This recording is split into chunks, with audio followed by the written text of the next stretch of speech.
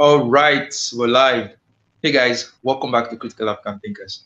So today we're going to be discussing the Sam Harris interview that has the internet in a buzz, especially right-wing conservative internet, where everybody is up in arms about his comments. And my good friend Steve, who is a lefty, who's on the left wing, who is an atheist himself, like Sam, has issues with what Sam Harris said in that podcast. Now, I'm going to be much more charitable to Sam Harris, and I will try as much as possible to play the devil's advocate and try to counter the points that Steve is going to make in this podcast today. So let's just get right into this conversation, Steve. So this conversation was an interview that Sam Harris did a couple of days ago with Trigonometry, Constantine Kissing, and the other guy, Francis. I can't remember what his first name Yeah, was, and his not his first name, his surname. So they talked about Trump. They talked about a whole bunch of things. They talked about wokeism. They talked about um, meditation.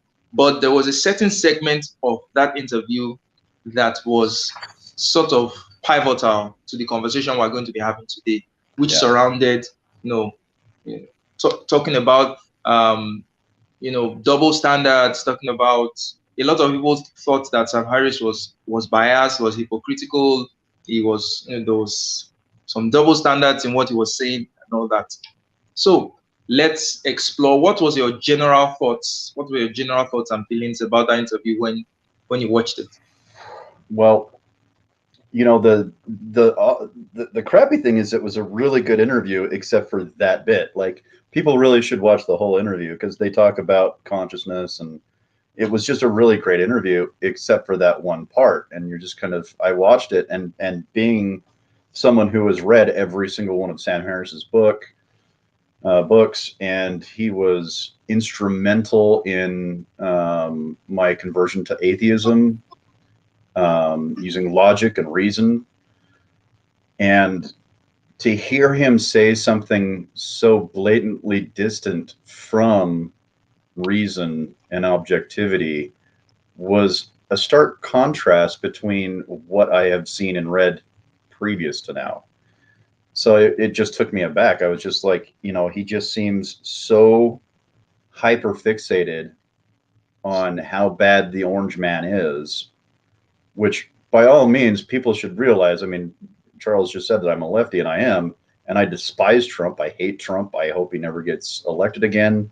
I think everything that is happening to him, he deserves, so long as it's true.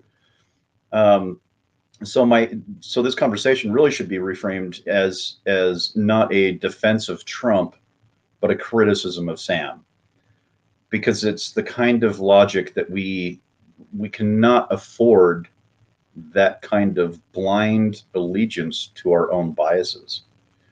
And that's something that I take issue with. What Sam is doing is he is making ridiculous claims and excuses to justify tampering with democratic elections and free speech. It's just ridiculous. Yeah. Okay. So right off the bat, in fact, currently I'm writing an article which I'm going to publish in my Substack, and the article has the same title, "The Shifting Moral Landscape of Sam Harris." I'll publish it on Monday. And one of the very first things I wrote in that article was talked about Sam Harris when he opened up that podcast. He sort of laid the metric for which he would be judged, in the sense that he mentioned that intellectual honesty is paramount and that people need to be consistent to their values. You understand?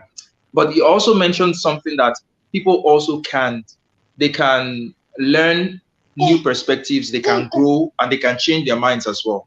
You get? So it is well within his right to change his mind on any issue. But we have to Yeah. understand, we have to look at the merits of what he's saying. It's not about just changing your mind, but what are you changing your mind about? What are the evidence? What are the compelling evidence for why you're changing your mind on this issue? And what is the Yeah. merit of your argument?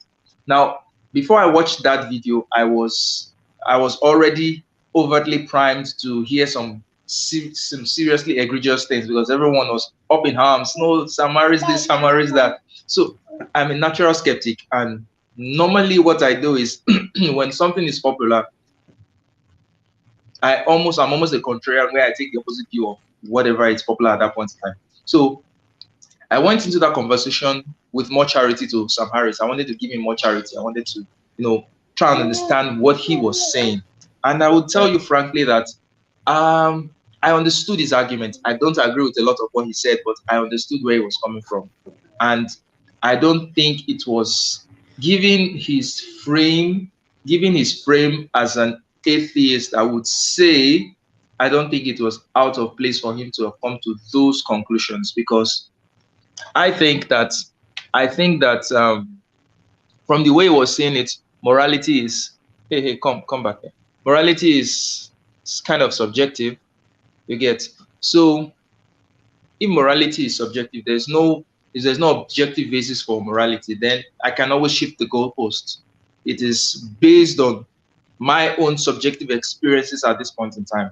And he saw Trump to be an existential threat, that he was willing to break some other processes just to make sure that this greater evil doesn't come to power.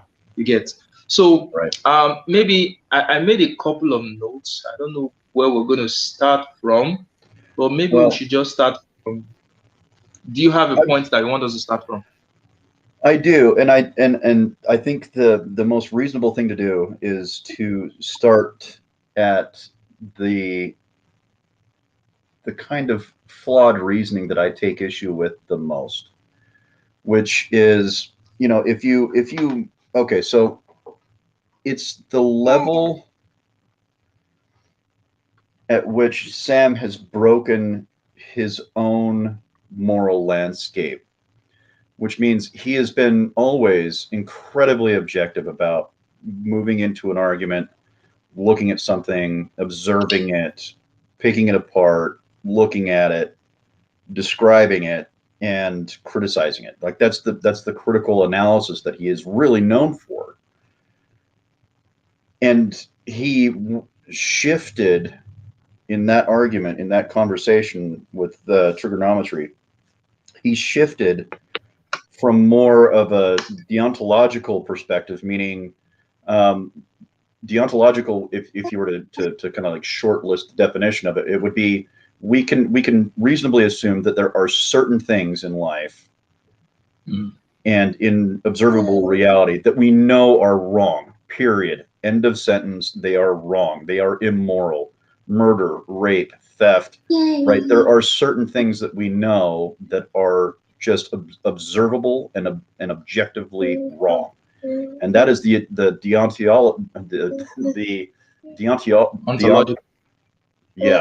deontological argument, where he seemed to have shifted into more of consequentialism, which is not his normal shtick, right? He kind of moved into something where he was kind of okay with it so long as it produced a positive result. And that is the kind of flawed thinking that gets us into trouble in the bloody first place. This is how you get vote blue no matter who. Like this is the stupidity behind that kind of constructive thinking. And that's what blew me away was his absolute willingness to advocate for excusing bad behavior as a reason to overthrow a democratic process. Like, no. Like, if you're going into the marketplace of ideas, this is why free speech is so important. Is like we have to be able to observe, witness, and criticize bad fucking ideas. And this was the king of bad fucking ideas. Was to restrict freedom of speech, is because that is how we as a society criticize and determine what ideas are the best ideas for society. And Sam just kind of was like through that the objectivity of the deontological argument out the window, and was just like, screw it, it's better to have Trump not there. And it's like, no, dude, you don't understand. I want Trump there for the reason I want to see who's insane in my society and who's going to follow him. I want to be able to argue the bad ideas that come out of his mouth, because we can't allow that to grow underneath the sod of bad ideas. We just can't allow it to happen. So we need to bring it up above the lawn and look at it and then destroy it if we need to. But you don't hide it just because you don't like it. And that's the biggest problem that I had with it, was just his flawed thinking that he has never advocated for. Okay, so I think a good place to start would be his comments on private companies, that private companies should have the right to they should have the right to discriminate. You know, Sure. they should have the right to say, these are our policies. We do not want these groups of persons. We do not want these identities, or we do not want these ideologies to be a part of, to be a part of our community. So in that sense, let me ask you, is it not in order in saying that private companies should have the right to discriminate against who they want to discriminate because they are private entities? If it's the government doing that, that becomes a problem. So if Twitter decides that they don't like Trump, they have an ideological perspective, and Trump is running afoul of that ideological perspective, is it not within the rights of Twitter to say, we don't want this guy on our platform? Absolutely. That is what the free market is there for, is to help us determine what is to give us access to ideas, right? For us to be able to discern which ideas are good and bad.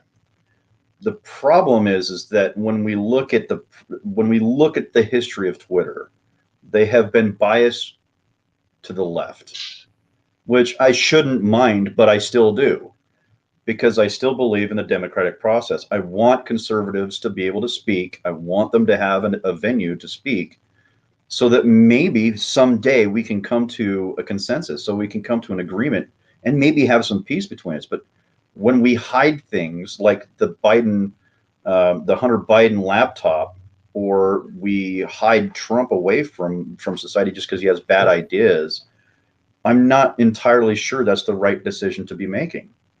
Now, obviously, there's going to be a limit, and there should be a deontological limit when we say, okay, where's too far? Like, what is too far, right? Obviously, insurrection is too far. But should hiding a laptop that has arguably some very serious information on it that could implicate the sitting president of the United States, but you hide that, that's a problem. That's a big, big problem. And if your product is to give a platform that you say is not biased, but it is, then you have a serious freaking problem in the marketplace of ideas and the town square that we all use, called Twitter or Facebook or social media, whatever sorts. So I think to some degree that company has a responsibility to the values that it claims that it holds, even if it's not doing it for other things. We still need to keep the charge going to say, no, you need to be fair. And I don't think they're being fair. And so I think that's part of the issue too, is that there's that image of bias and kind of discriminatory practices that I just can't get behind. I just can't support it. Yeah, I get what you're saying, Steve. I understand your argument, but before I come to agree with you, let me go back to the point I made earlier of, yeah, it is within the rights of Twitter to say we have an unofficial policy of, being ideologically aligned with the left, and we're going to promote that. There should be no requirements, there should be no legal requirements to make them do otherwise, because they are a private entity.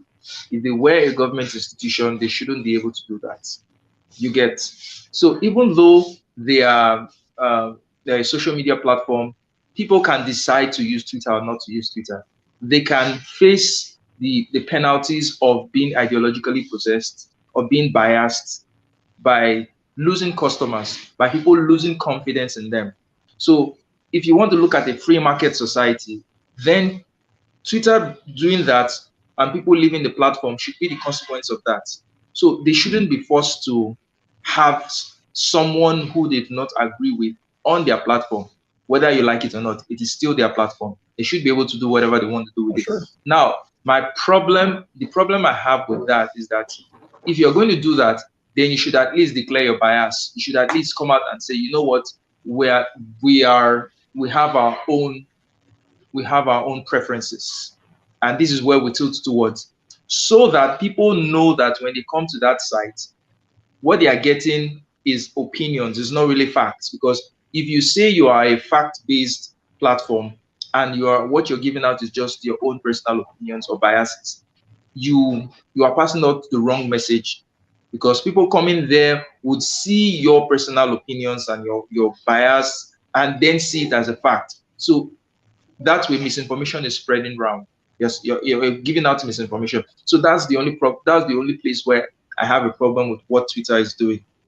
I'm not a fan of Twitter. I'm more a fan of Trump than I am of Twitter. But I respect, yes, I respect the right of private companies to be able to do whatever the hell they want and then face the consequences for it, whether it be them losing business or losing credibility or whatever view. That should be their prerogative. Now, Sam Harris mentioned something that Twitter should not be forced by the government to have people like Trump and Alex Jones on their platform. Now, I took issues with that because I don't think there was ever a time where the Trump administration was forcing Twitter to have anybody on. If at all, maybe it is this administration that is asking them to have some people leave. You understand? So Yeah. government interference, when government is interfering with the operations of these private companies, that is where I have a problem with. So if Trump was actually meddling into the internal affairs of Twitter, saying you must have this person, if the Trump administration was doing that, I would have a massive problem with that. If the Biden administration is currently doing that, I'm going to be having a massive problem with that. But otherwise, Twitter should be free to do whatever the hell they want, but they should at least declare their biases to say, we are a left wing platform, so that people Yeah. know when they go there, they're going to be getting news that is tilted towards the left wing ideologies. Yeah. Well, I think the reply I would have to that is several fold. One of which is that if you look at it, if you dissect that whole position, that whole argument, what you come to is you can say, okay, yeah, you can be a left leaning. There's left leaning publications everywhere. There's left leaning magazines. They're overtly left leaning. They tell you that they're left leaning.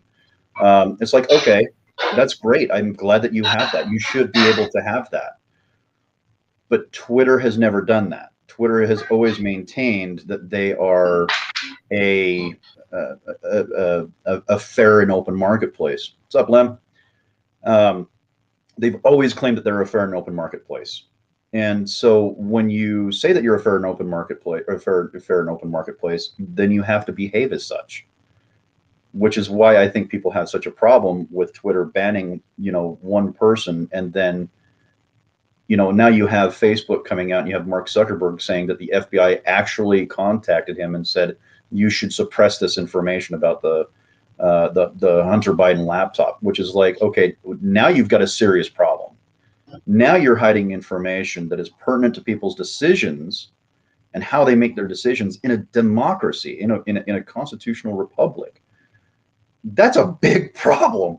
That is a huge problem when the government starts to interfere with those businesses. So I think there's manifold issues with this whole argument.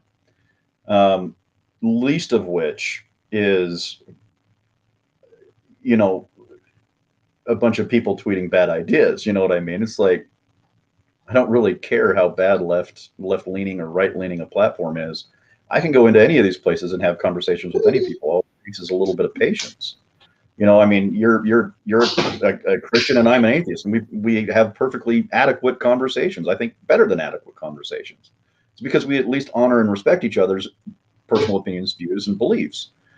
That is what you want a civilized society to do, right? And if I didn't like your opinion about something, I don't have to be here.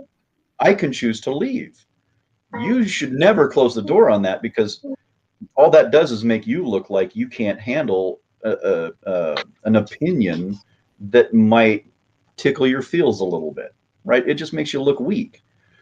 And so in that sense, but at the same time, if someone is coming on and they're being a distraction or they're being rude, and that is not something that you are trying to promote, you have every right to kick them out. So I think it's a larger conversation where there's a lot of nuance and a lot of honest conversations that we have to have with ourselves and others, so that we can make these decisions broadly better and wiser and more informed. And that's the problem, is we are being there's information being withheld from us, and we don't even know how much, because we don't know what information is actually being withheld. So I find that critically a failure on social media, and specifically Twitter's fault. Yeah, and I totally agree with that. I totally agree with, I think I watched that Joe episode, or a clip on that Joe episode, where Mark Zuckerberg was basically saying that the FBI contacted them and told them to sort of put a pause on certain information going out. Now that is so wrong. That's so wrong. The government shouldn't have to do that. If Facebook wanted to do that on their own, perfectly fine. If Facebook wanted to say, you know what, we don't want to promote this story on our platform, well, they should have the right not to do that. But the government coming in to tell Facebook to suppress certain information should be a no. It should Right. never happen. That's a terrible overreach and overstep of government powers. So even though the government might be thinking they are doing it for a greater good, but I mean, you're doing it for a greater good because you feel it is a greater good. Not everyone sees it as a greater good, right? So what happens once that precedent is set? What happens when the other party is in power and they decide to run on that too? They have they have um they have an information that they think would be detrimental to their cause, and they will spin it as we're doing this for a greater good. So they're going to tell these social media companies, don't, suppress this information, don't let it come out and all Yeah. that. So that was a really, that was a bad thing by the government. Who's greater Now, the good? Who's greater good? That's the exactly question I have. who's greater good? Who's Yeah. greater good? Because Sam was so emotionally invested in this. I think he was making too much of a moral argument. That's one of the problem I had with what Sam was doing. He was Yeah. making so much of an emotionally charged moral argument, and he's someone that you wouldn't associate with that kind of thinking. You understand? He's someone you associate more with, okay, a fact-based, logic-based person. But he was making moral arguments, which goes to show that by the end of the day, nobody is really rational. People are rationalizing. People already come to their conclusions and then they look for ways to rationalize their conclusions. And I don't think that Sam himself is immune to that because he's a human being after all. So, for all his brilliance and intelligence, there are certain things that he would accept without reason, without logic, without the facts of it, but he will find a way to rationalize it. So he just Yeah. came up as a moral relativist, which is always denied that he's not a moral relativist. You get, he's always denied that. I think there was one conversation he had with Jonathan Haidt where Haidt was asking him, "Are you a moral relativist?" And he said, "No, he wasn't a moral Yeah. relativist." But in this instance, you see that he's taking a certain moral position, and because of that he can change the goalposts on certain things, which wasn't good. Yeah. Well, and that's the thing, is Sam's biggest claim that he's made. It's been arguably debunked several times, but the argument that Sam makes for the moral landscape is that there is a way around Hume's guillotine. Now, those who are not familiar with Hume's guillotine is the is ought distinction. You cannot get an is from an ought. So the is the way is the deontological perspective, right?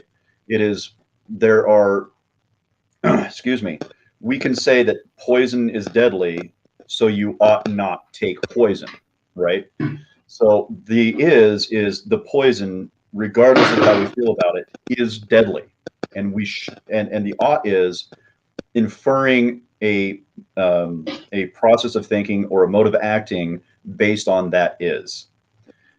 And he kind of threw that out the window with this argument with Trump and Hunter Biden, right? So it's like he didn't need to conflate Hunter Biden, Alex Jones, and Donald Trump all together in the same conversation. Like, no, those are should be specifically dedicated separate conversations that we need to have about serious issues. Like, we should not be withholding information about the Hunter Biden laptop.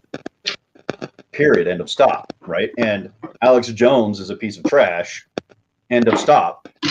Donald Trump is a horrible human being. End of stop. Right. Like, end of sentence. Right. These are all separate, distinct arguments based off of different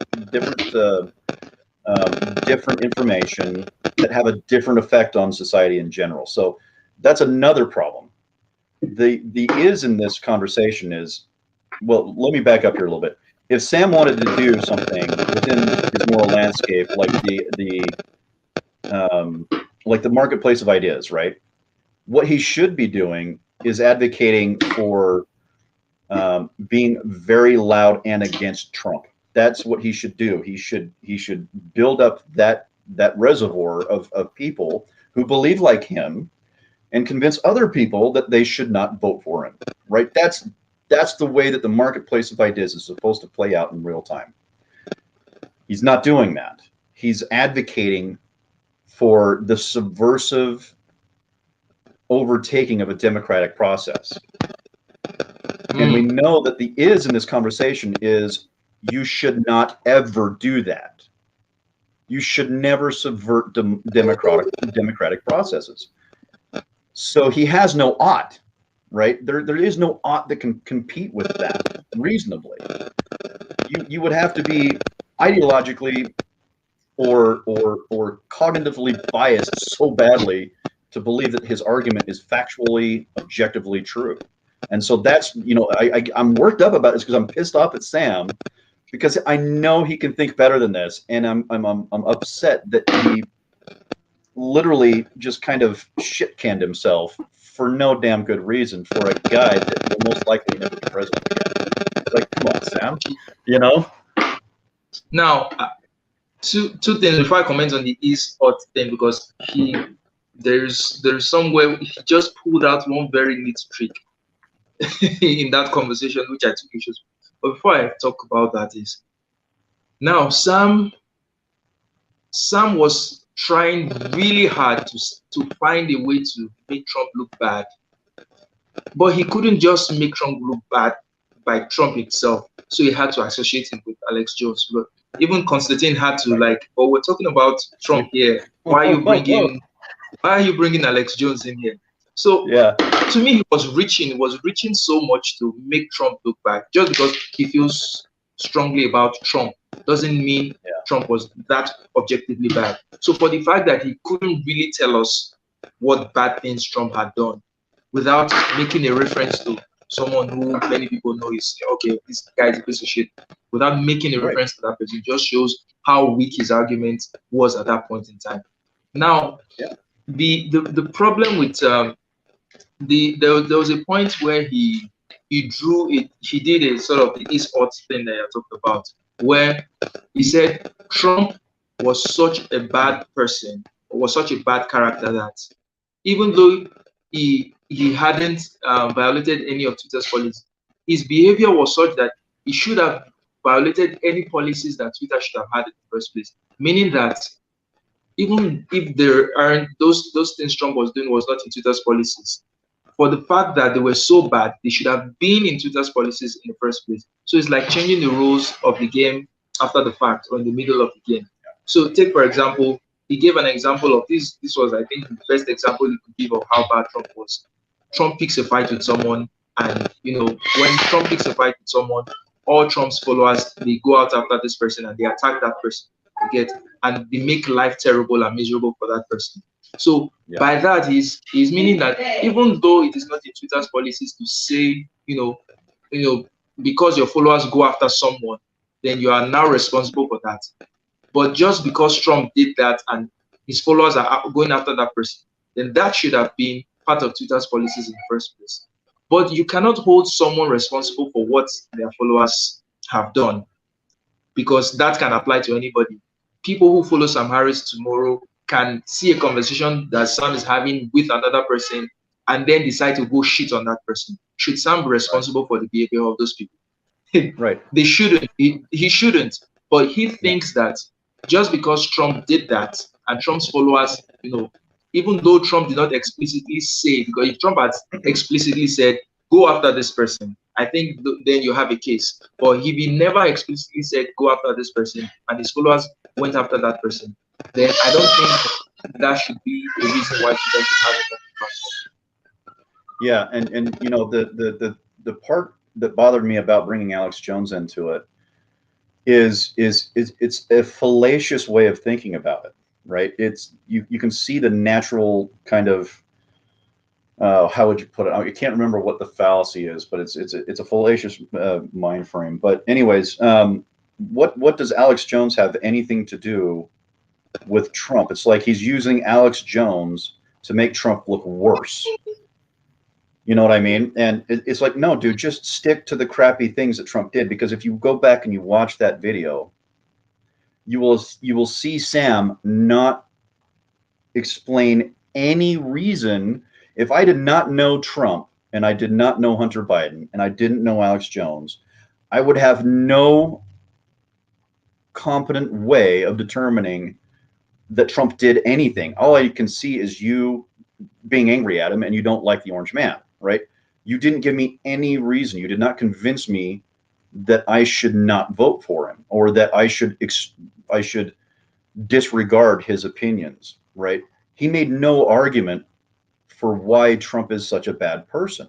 He just alluded to it using, other examples like Alex Jones.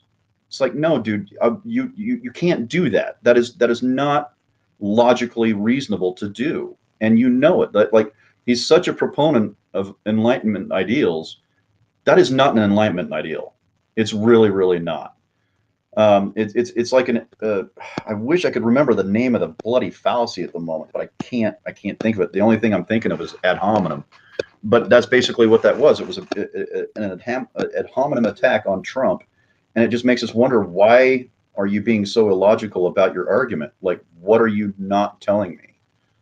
So it makes me question Sam's intent. So it's hard to give him charity here, and I'm not going to give him any charity here because I know what he has in the past been, and he has always been a logical, introspective, critical thinker whose voice has been imperative in many, many people's lives. And on the political spectrum, people have used his advice to govern their own choices about who to vote for, right? So he has a certain inherent power, being a public figure and being a public intellectual, that I think he has kind of forgotten the responsibility that comes along with that. And that's why I'm so bloody pissed off about it. I'm sorry. I'm so upset at Sam because I had such respect for Sam. I think the biggest point that Sam was trying to make is that people have biases and people should be allowed to have their biases. And they should be able to act on those biases. But the only problem with that is, so it means that there is really you can't really hold anybody to any standards if we're just going to go off biases anyway. Because if you feel that there was a moral imperative to get Trump out of office based on what you've seen to be the right thing, Trump on his own hand, and because of that, you want to subvert the democratic process so that you can achieve that goal, achieve that end. On the other hand, Trump feels that he himself has a moral imperative to further what he thinks to be, if Sam Harris thinks that Trump is an existential threat to democracy, Trump might think that the left or the woke brigade, they are an existential threat to democracy itself. So those are two positions, and he feels strongly about it. Those are two biases, and he feels strongly about it. So in the end, it goes back to might is right, because Sam cannot objectively tell Trump that Trump cannot push his agenda, since it is a biased agenda, just as much as he can very well push his own biased agenda. So that's where I think the problem comes in. So let me see if I can use another example. I'm just kind of going to wing it for a second. Um, Basically, what Sam did to me. You got a problem with your mic. I think it's scrambling really bad. Um, but what he did in effect was he went into the University of Ideas and shouted from the back of the classroom so loudly that the speaker couldn't speak. Right? Mm. He's obfuscating the process of intellectual investigation, and that's the thing that he's been fighting against. But that's what he's doing, right? He's a brown coat. Like we even know that Nazis did this. They would go into universities as wearing brown shirts or brown coats, and they would go in and they would shout down speakers. Um, the the lack of honorable intent and intellectual integrity is in danger when we do that, right? That means that you are restricting people's access to the knowledge pertinent to make their decisions. And the other side of that is that he's making other claims, very spurious claims, that it doesn't matter how many children's bodies are buried in Hunter Biden's basement. It's like, no, dude, that's important too. If that was, I mean, he's using that as an example. I mean, there's no, as far as we know, there's no bodies or no claims that bodies have been buried in Hunter Biden's basement. But he made that example, so I'm using it. But that is of critical importance as well, right? So if there was some legitimate, evidence that was occurring, I want to see that too. So Because I if think you hide that I from me, think you are being deceptive. By nature, you are being deceptive. I think the point he was getting at with that analogy is that Trump is so obviously bad that there is nothing that could have been worse than Trump. That was where he was getting at. But he didn't make He the gave this argument. example of yes. But that was again was Okay. gonna he even made this example of that the corruption from Trump University is worse than anything you could find in Hunter Biden's laptop. Now the problem I have with that is that there is no way to prove that that is true. First of all, he admitted that he doesn't really know the contents of Hunter Biden's laptop. I wrote that So down too. how can you not knowing the content of that laptop, then you come to the conclusion that with the information you know about Trump, that Trump's behavior is objectively bad, it's objectively worse than something you have no idea about. So So it blew my mind. It's very possible that Trump is a worse person than Hunter Biden, but you can't come to that conclusion until you have both facts. right. So interesting thing about this is I'm also a big fan of Peter Boghossian's book How to Have Impossible Conversations. Um, I don't agree with everything that he does, but that book was life altering for me. And what that book basically describes is the way that we can talk to people and gain knowledge about their epistemology, right? How they come to their beliefs. And one of the things that he says is that when someone admits that they have, on a scale of 1 to 10, 10 being the highest belief, when you have something that high, they are generally what that signals is that they are ideologically possessed, because you can't prove. Excuse me, let me back up here a little bit. If you know something, you can't believe it because you already have evidence of its existence, right? You can't believe something and know it, because belief by definition is a lack of evidence. So he's using a lack of evidence in his cognitive argument that Trump is this horrible being, but he never pulls the trigger on it. He never shows us the gun. You know what I mean? He never shows us how he gets to that point. He just makes a bunch of examples and says this is why he's such a bad person. It's like, Sam, you didn't do anything to convince me here. You get what I'm saying? And so that's another aspect of the whole situation that is incredibly frustrating. He's right about the cult of personality. He's right about the fact that Trump just had a complete inability to complete the time honored peaceful transfer of power. Transition of power. Yeah.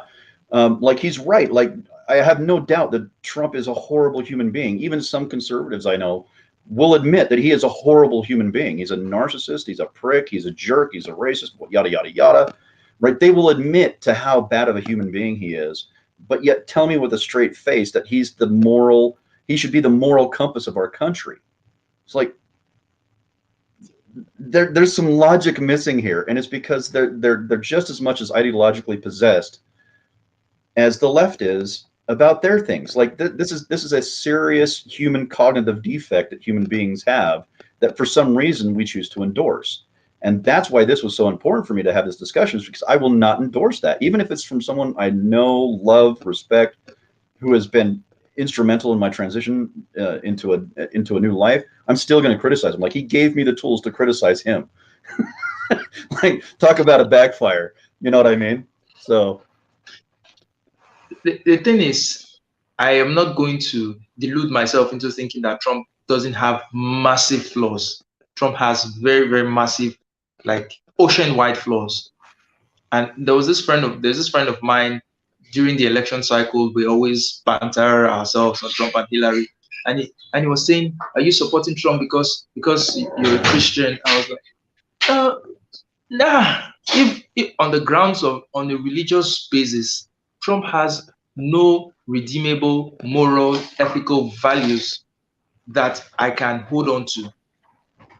So he's not he's not a representation of anything moral, anything religious, anything ethical that my Christian belief would make me want to hold on to onto him for. yeah. So there was something entirely different. There was something entirely different that I saw in this guy.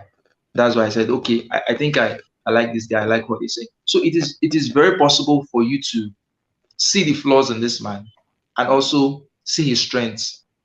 And I like to use this analogy. I tell them that, look, this guy is not the Pope. If I was looking for an example of someone who is looking for an ethical, moral figure, then I should go and look for a religious leader. This is a politician. This is this is politics. You understand? So I shouldn't be judging him based on that metric. I shouldn't be judging him based on, oh, he's not a moral person. He's not a nice person. Even Sam agrees that his policies, that he agrees with a lot of Trump's policies. But isn't that what politicians are elected to do? Isn't the policies much more? Shouldn't you care more about their policies than their their personality? You understand? Someone can be an utterly nice person, but they're a piece of shit. They're in their policies. Take Hitler for example. Hitler was a vegetarian. He loved animals. He loved the environment. So by those standards, he was a nice person. But his policies were horrible. His policies led to the deaths of 6 million Jews and all that. So what are you going to take from a politician? I don't want to have a relationship with you. I don't need the politician to be nice to me. I want you to do your job, which is get good policies that will move the country forward. You get it shouldn't the politician should not be there to meet any emotional need of his constituents. He should be there to meet the policy needs of his constituent, infrastructure needs, all those things. That is what it should be there for. So if Sam was critiquing it on that ground, I can understand, but he was just making he was like a religious person. He was just his arguments were vacuous. They had no substance to them. He suddenly become as dogmatic as the religious people that he critiques all the time. That these people they just go based off on faith. They go based off of emotion.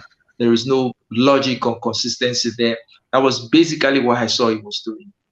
Because even though on a very primal level, I understand his argument in the sense that he's a human being and he has biases, and because of that, he would want to further his agenda. But him trying to rationalize it like his agenda is logical, that's where the problem is. It isn't logical. It's just you being, it's just you being a human being with your own biases. You get. Well, a good example here is, and you're absolutely right. I 100% agree with you, and I'm going to echo that by a better example here too. Not a better example than you, but another example. Excuse me.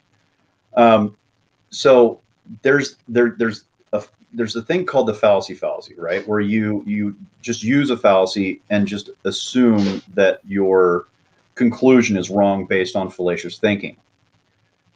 Well, that doesn't mean that your answer is wrong. You can have fallacious thinking and still come to the right conclusion, but it doesn't mean that your argument is sound, right? It just means that you happen to luck onto the right decision. That process matters. Like the way that we make the decision itself matters just as much as the decision itself. And that is, I think, what if I'm hearing you correctly, is what your argument is that it matters. These arguments matter. They matter how we come to the conclusions. Um, you mentioned Hitler, and this is a really good example. Like Hitler was a vegan. He didn't smoke. He didn't drink. So should we accuse everybody else who doesn't smoke, doesn't drink, and is a vegan of being Hitler? It doesn't make any sense, right? You can't conflate someone else's bad behavior with another person's um, existence. You can't do that.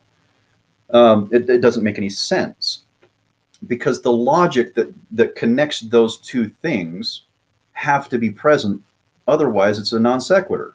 It's an argument without any connection between the premise and the conclusion. And that's what Sam did, is he didn't give us any meat on the bone of the argument. He just gave us the bone and said, here you go. This is why Trump's a bad person, is because Alex Jones and Hunter Biden. What?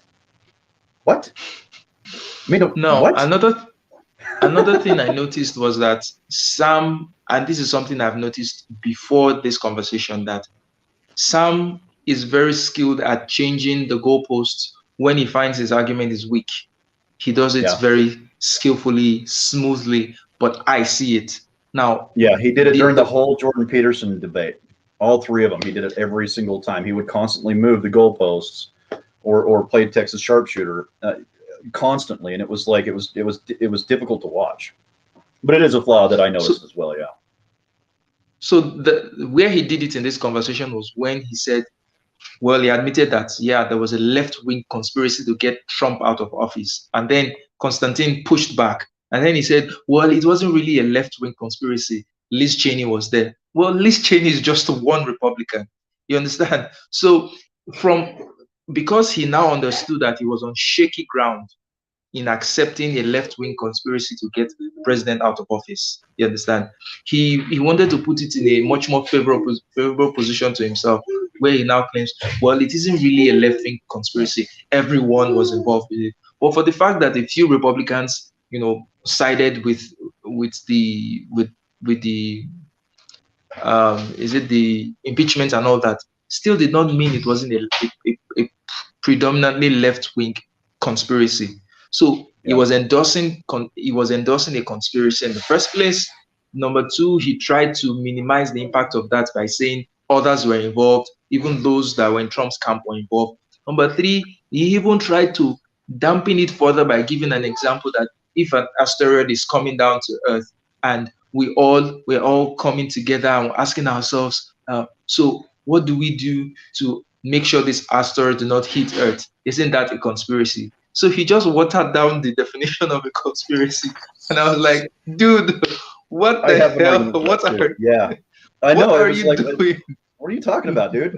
So that's another thing that I wrote down in my notes. So the interesting thing about that argument is he's making the argument that if an asteroid was coming to Earth and we all got together and talked about it, would it be a conspiracy? By definition, yeah, it's still a conspiracy, dude. But here's the more clear example here, or a clearer distinction. If you are getting into a room to discuss the meteor, which is a political person, right, a political actor, and you are trying to discover a way to take him down and take him out, that is a conspiracy. That is a conspiracy to subvert democracy. Yes, you daffy bastard, it is a conspiracy. And it was like, Sam, how did you not see that? Like, I'm an idiot sometimes, and I could see through that. Like that was just a blatant misrepresentation, and he knew it. He bloody knows it. And it was so disappointing to see him not on his A game during that conversation, because that was such a clear distinction that he should have known better than to make.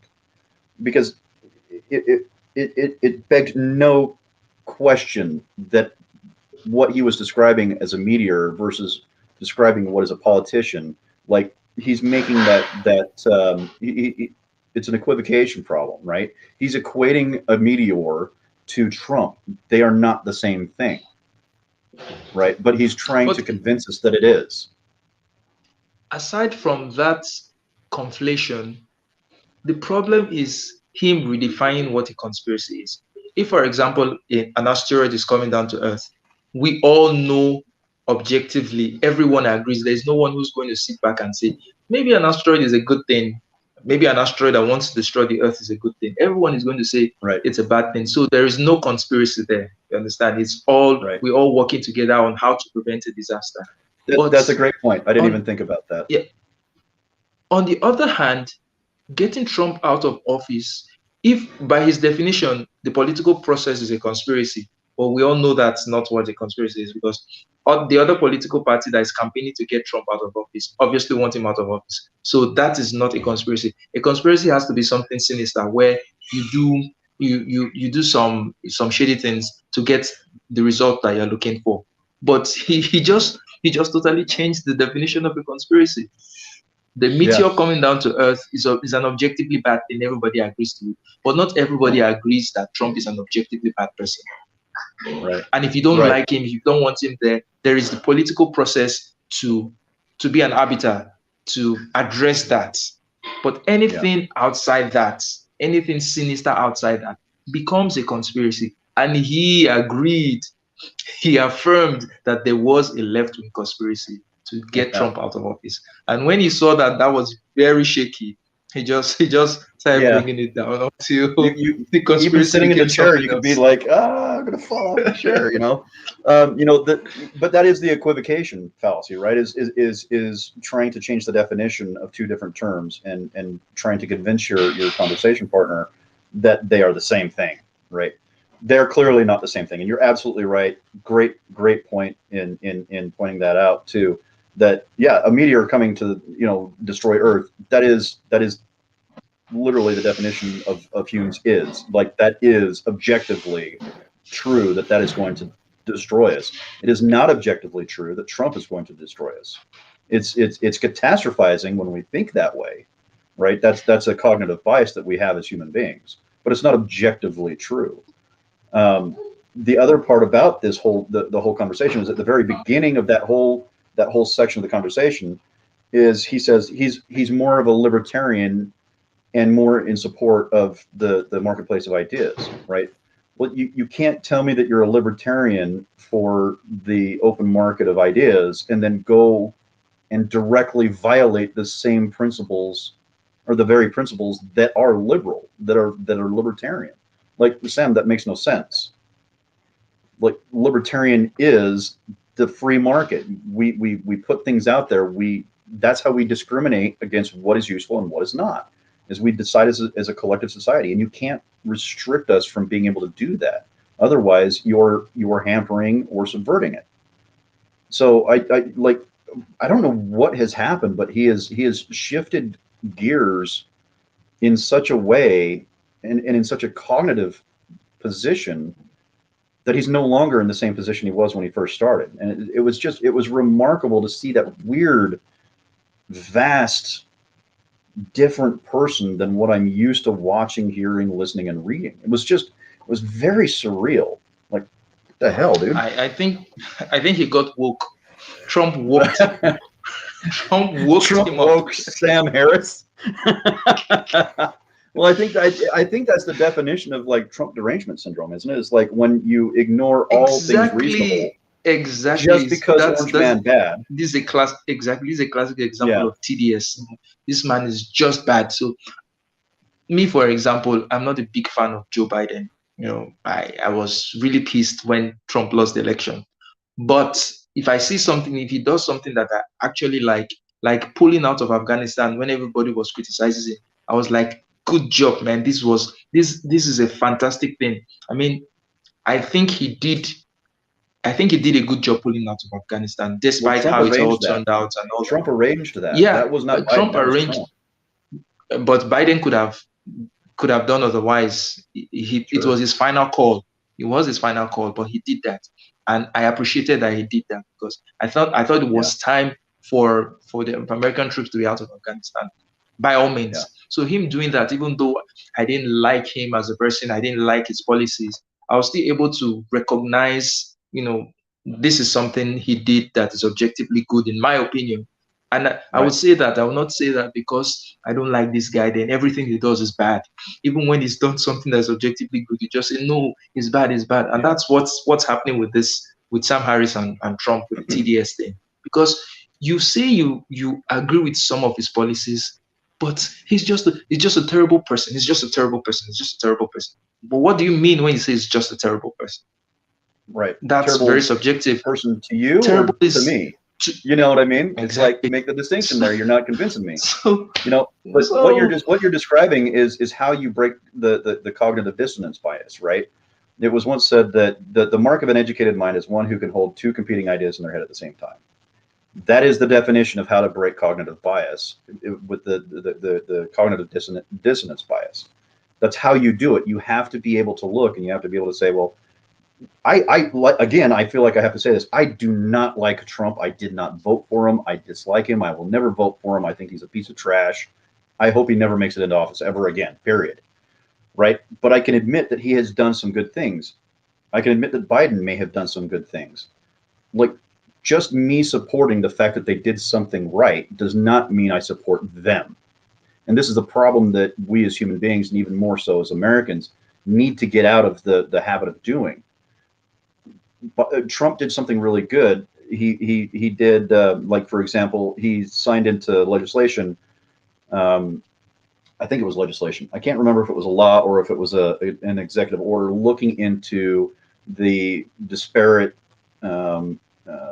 imprisonment of racialized black folk. Right? Biden never did the that. prison Obama never did reform. that. Bush never did that. Yeah, he presented reform, but that went completely unnoticed. Right? That's something that I can support. I can be like, hey, Trump did something awesome. That's great. Now let's address the other crappy things you're doing. Right? Same thing goes for Biden. Like, he pulled out of Afghanistan. I didn't like the way that he did it, but we did need to get out. Right? So I can say he did a good thing. Still doesn't mean I'm going to vote for the guy the next round around. Right? But we have to be able to be honest with ourselves about these events. Otherwise, we lock ourselves into those cognitive biases that are unhelpful when trying to make rational, objective decisions about our society, about our future, about our destiny as a country, and as a global society.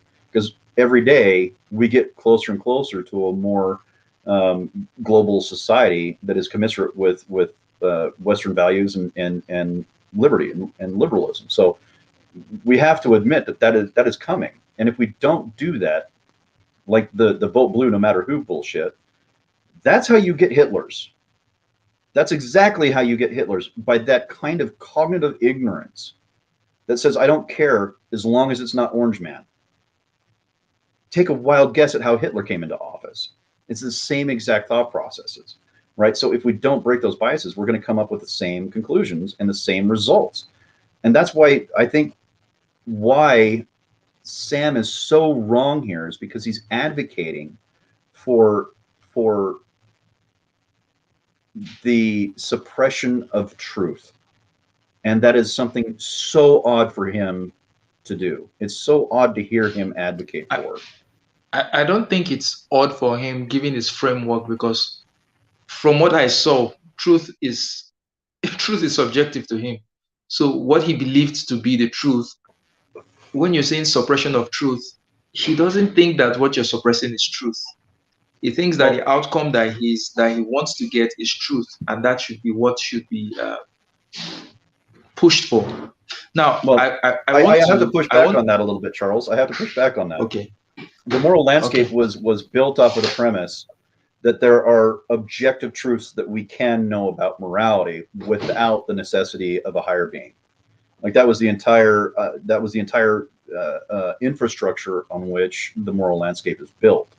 So we can say, he uses a really, what I think is a really brilliant example of the greatest possible misery. So we can, and we've discussed this really, so I'll be brief. But we can say, if you were to imagine a world with absolute complete suffering, everybody is suffering, including the wardens in the prison, right? They are suffering as well as the prisoners are suffering. Just mass suffering, right? If one person is pulled out of that and is not suffering anymore, we can objectively say that that is now better than it was before, right? That is an objective truth that we can stand behind. So the greatest possible happiness is what we're working towards, and that can be objective in most cases. Obviously, there's a lot of nuance, but he is for the objective reality of truth. Absolutely. But for Sam, getting Trump out of office is, to him, is like getting one person out of misery, which is objectively better than, you know, the five people in being in that misery in the first place.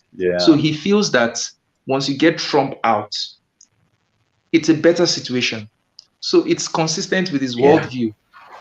The It problem is with that is consistent that with his worldview. he has to step on all these other objective truths in order to do it. So it doesn't make sense. That's why what Sam did doesn't make sense to either one of us. Right? Using your logic, you're absolutely right. He's wrong. Using my knowledge and my logic, he's still wrong. Like he's still wrong no matter what. And that's the funny ironic thing is you've got people both on the left and the right who are really pissed off at Sam because first of all, the people that have followed him are generally on the left side, and they're pissed because they're like, Sam, this is not the way we do things. This is not what you've been advocating for 10 years. And the people on the right are just pissed off about the Trump thing. It's like, you know what I mean? It's it's like, good grief, man. It's like there's a whole lot of pattern cognitive dissonance going on here that is hard to overlook. It's hard to overlook. Let me try to still man him a bit, then Good break my luck. own argument. Break my own arguments with the point that SKC made here, where he says Sam's use of the meteor analogy was disproved by Trump previously serving as president for 4 years. The US was not destroyed by Trump's presidency. Now, before I address this point, which I will use to buttress my rebuttal to the Stillmaning. Now, I think that Sam looked at Trump as such an existential threat that it was necessary for them to get him out of office by any means. I think I gave this example on the Discord. You never responded to it, which is, or you responded to it once and I asked you to respond to it again, but you did not respond, which Yeah, is, it's so what busy if all the with time. what we know now, we go back to the 1920s and Hitler is on the rise to power? He is going to be elected in a democratically elected process, in a process that is, it's a democratic setting. He's not boycotting the system. He's not working the system. People are going to cast their votes for him. You understand? But you know that down the line he's going to kill 6 million Jews and plunge the war into a terrible world war. What do? Do you subvert the democratic process so that you Yeah. prevent such a terrible history? Now you're breaking one rule. Or do you allow the democratic process to go on and suffer the death of 6 million Jews? Yeah. So, in that instance, what do you do? Now, So why this doesn't, you want me to answer that?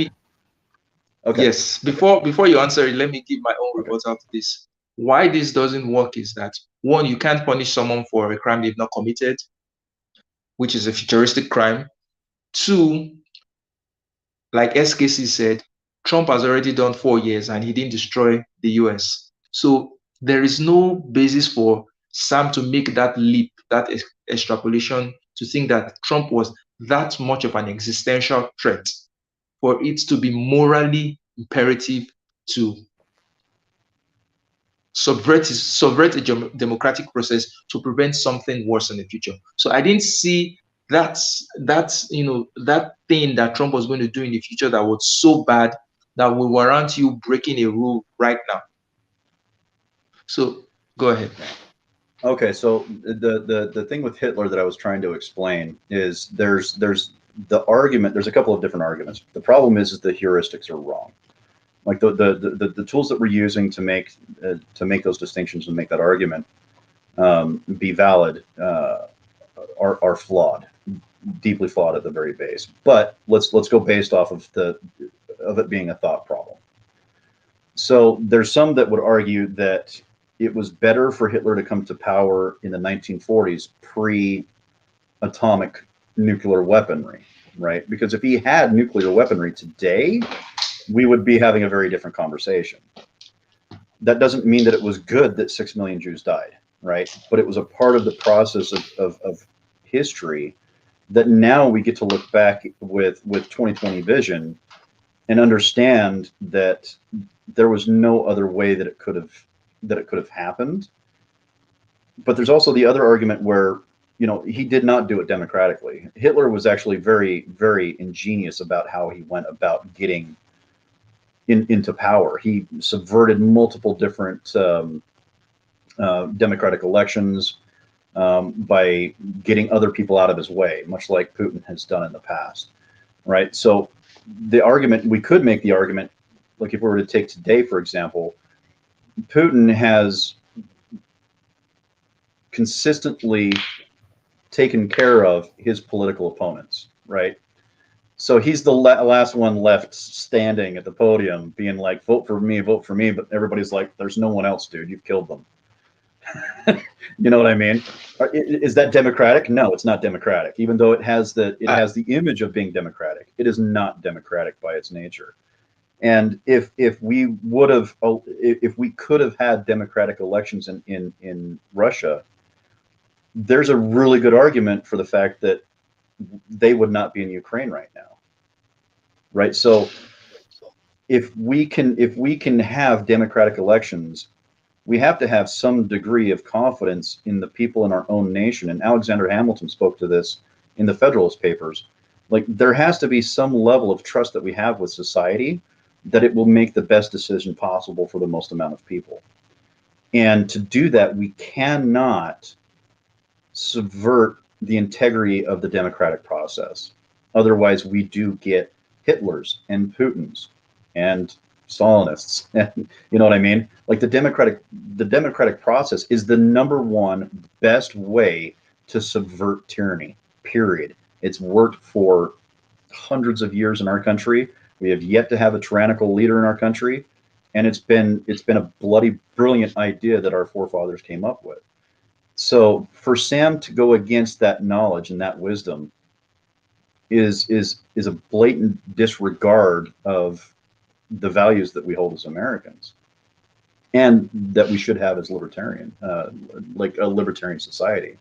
So I think the problem with the conversation surrounding the Hitler example is that if you were to have a democratic election, which there wasn't one because he was so impetuous about how he went about getting elected,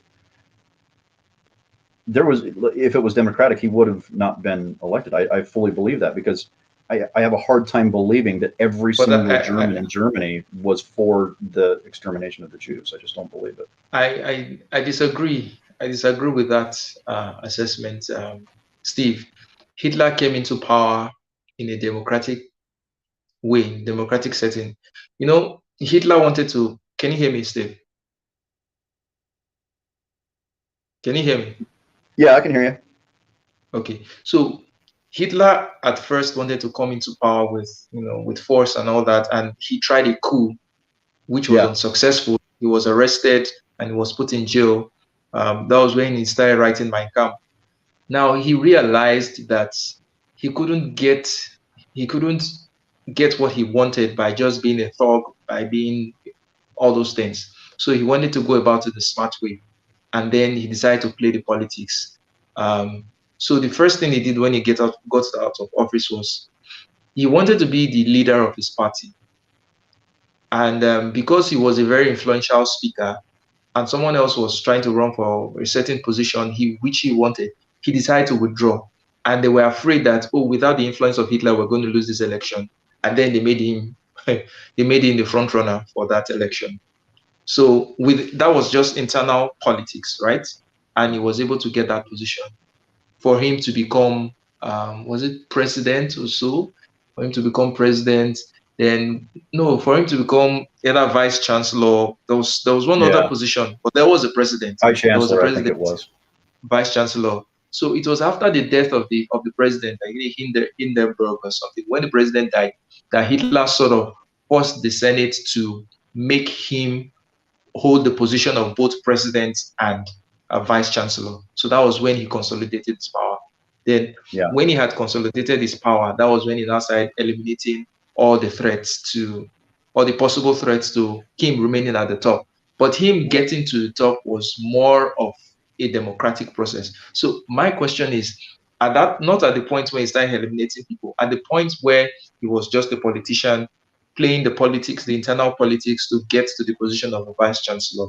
Now, we could at that point say, knowing what we know of Hitler, at that point, let us subvert this process so that Hitler doesn't get there, right? Or yeah. let us respect this process irrespective of the outcome. So there's a dilemma there. Do you respect a democratic process that is going to produce a terrible result, a catastrophic result? Or do you break that democratic process in a bid to prevent a catastrophic result? So what do you do? Yeah. So part of that story, though, is the browncoats. The browncoats did a lot to subvert that democratic process. So they would go into universities and they would shout down political opponents. They would go to No, okay. meetings or Let's stuff like let's that, and they would let's shout use a down thought. political opponents. Let's But use a thought problem. Let's say, for example, they didn't do that. Let's say Hitler actually rose via a fully democratic process. But knowing what we know now, okay, are you willing to subvert the democratic process to prevent a Hitler from coming into power? Or are you going to respect the integrity of that democratic process and accept the result of a Hitler presidency?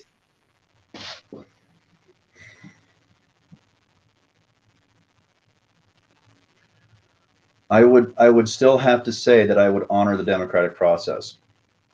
And there's a couple of long term reasons for that. Is if we subverted it, then we would have not learned the lesson of fascism when we did. And I would find the elevation of fascism today inherently more dangerous than it was in the 1940s. So that the unfortunate fact of 6 million Jews dying and hundreds of thousands of soldiers dying in the fight to crush the Nazi regime, we learned so much about fascism and the way it functions that it has henceforth from that point governed the way that we do politics from that time forward. So it's hard to say where the benefits and the costs came from without sounding like a Nazi supporter. So it's difficult to have that conversation. I wish there was another example, but you know the problem is that people, the way people present that problem is they say, well, was it good that 6 million Jews died? Well, no, it wasn't good that 6 million Jews died. Was it good that we learned our lesson from it? Yes. And there's a viable distinction between those two things. So the question would be, would you, for that kind of lesson, would you want to pay that price to learn that kind of lesson? No, this is happening after the fact. You can accept the lessons learned from a terrible situation, but before it happens, are you willing to pay that amount of price to learn that kind of lesson?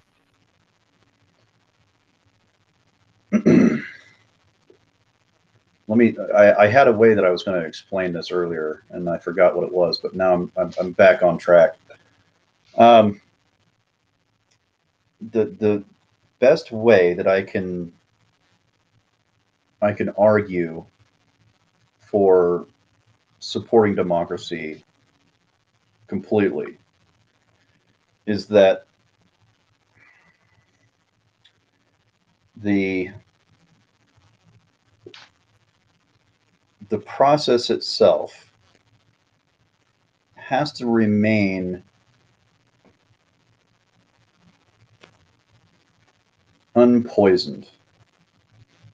That means even if bad outcomes occur, we still cannot tamper with it because those bad options, those bad things that happen, are the way that we can purify the process to make it better. Otherwise, we are subverting that opportunity. And we will never have a process free from tyranny if we just obfuscate the way that it happened. Like we have to face the bad along the way if we're going to solve the problem of tyranny. We can't just ignore Mm. it. You know what I mean? We can't just subvert it when it feels convenient for us. Like we have to lock ourselves this um, this governance, this form of government, because as of yet, it's still been the best combat against tyranny. But it's a slow process. History is a slow process to prove whether we're right or we're wrong. And let's see, yeah. Um, if we subvert the process of democracy, we invite ourselves into a um, why are the words escaping me all of a sudden? We lock ourselves into a destiny that is something other than what we choose, that we would want, which is the greatest happiness for everybody, right? We have to learn from our mistakes, but if we subvert our mistakes and we don't make them look like mistakes, they're, we never learn from them because they didn't exist, right? So we have to make mistakes to get better. That's part of the process of growing smarter, more intelligent, more critical. Uh, and that sucks that people have to be hurt to do that. But in the long run, are we going to save 12 billion people later on? And I think that's the best argument I have is that what happened in the 1940s with the Nazis saved infinitely more lives later on because we learned so much about what fascism is and how it operates and how it functions.